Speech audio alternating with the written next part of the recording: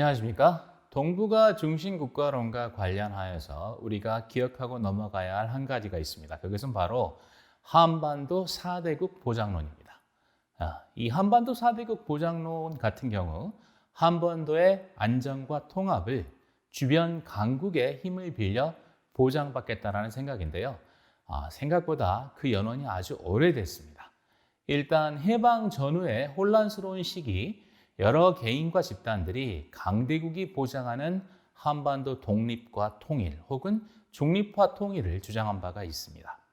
거기까지 거슬러 올라가지 않더라도 그리 멀지 않은 과거인 1971년 대통령 선거 때 김대중 후보가 꺼내서 핫 이슈가 되었던 4대국 보장론을 찾을 수 있습니다.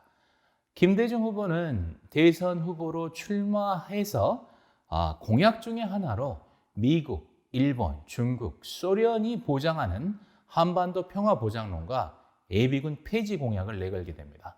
지금 우리가 듣기에는 그렇게 파격적이거나 낯선 주장이 아닐 수 있지만 그 당시에 반공주의적 색채라든지 이 반공에 대한 생각 그리고 공산권과의 대치 상황을 생각한다면 굉장히 파격적인 주장이었다라고 말씀드릴 수 있겠죠. 사실 이 김대중 후보의 4강국 보장론의 원형은 하버드 대학의 김정원 교수, 분단 한국사의 저자이기도 한 김정원 알렉산더 교수가 1971년 Pacific Community에 기고한 The Unification of Korea, 즉 한국의 통일이라는 글이죠. 이 글에서 주장했던 한반도 완충지대와 2+4 회담, 그리고 4강국 보장을 통한 한반도 통일안 등을 주장한 데서 그 원형을 찾을 수 있습니다. 이 밖에도 1976년 키신저 미 국무장관이 남북한 교차 승인을 통한 한반도 안정화를 위해 남북한과 미국, 중국이 참여하는 사자회담이 필요하다라는 주장을 펼친 바가 있고요. 1991년 제임스 베이커 미국 국무장관이 Foreign Affairs에 기고한 글을 통해서 한반도 문제 해결을 위한 2+4 회의 구상을 밝힌 바가 있습니다. 이와 같은 주장에 대해서 당시 한국 정부는 통일은 남북한 스스로에 의하여 이룩되어야만 한다라는 입장을 밝히면서 공식적으로 반대하였고 그 대안으로서 소련과 일본을 제외한 2+2 구상을 제안하기도 하였습니다.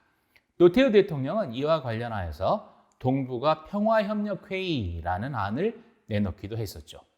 이런 것처럼 2+2 혹은 2+4 구상은 아주 오랜 기간 동안 한반도 통일과 안정화를 위한 해법으로서 주장되어 왔습니다. 2차 북핵위기가 발생하고 그 해결을 위해서 출범하였던 육자회담, 이것도 또한 다자적 협력을 통한 한반도 문제의 해결이라는 관점에서 보았을 때 어떤 면에서는 4대국 보장론의 변형이라고 볼 수 있을 것입니다. 이 한반도 통일과 평화를 위한 다자적 협력과 관련된 주장은 아주 여러 가지 변형들이 있는데요. 경제적 변형의 일례로서는 김영호 교수가 주장했던 연 띄우기 모델, 하늘에 날리는 연 아시죠? 여기 자료화면에 보시면 이제 그림이 보이실 텐데요. 이와 같은 연 띄우기 모델을 제시할 수 있습니다. 즉, 북핵 문제의 위기 속에서 북의 핵 개발을 방지하는 하나의 대안으로서 동북아 전체가 참여하는 공동 프로젝트, 그렇죠? 이걸 동북아판 신마셜 플랜이라고 불렀는데 이러한 공동 프로젝트를 추진함으로써 평화의 바람에 협력의 연을 띄우자라는 이런 주장은 4강국과 남북한이 함께하는 공동 사업을 추진함으로써 경제 협력을 통해 동북아의 안정과 평화를 도모하고 남북한 경제 통합을 이룩함으로써 통일의 길을 준비하자라는 그런 비전을 제시하고 있습니다. 이와 같은 다자주의적 해법은 우리가 처한 지정학적 위상, 그리고 영내의 세력 관계, 그리고 약소국으로서의 한국의 위상 등을 상기시킵니다. 즉, 우리 혼자 할 수 있는 일이 그렇게 많지 않다라는 것이죠. 그리고 한반도의 분단 해결, 즉 통일을 위해서는 국제적인 협력과 동의가 필수적이다라는 점을 다시 한번 인식하게 만듭니다. 따라서 노무현 정부의 동북아 중심 국가로는 이와 같이 피동적이고 종속적인 위상을 극복하고 스스로의 자존감과 능동성을 확보하고자 하는 어떤 통렬한 외침이었다라고 높게 평가할 수 있을 것입니다. 감사합니다. 감사합니다.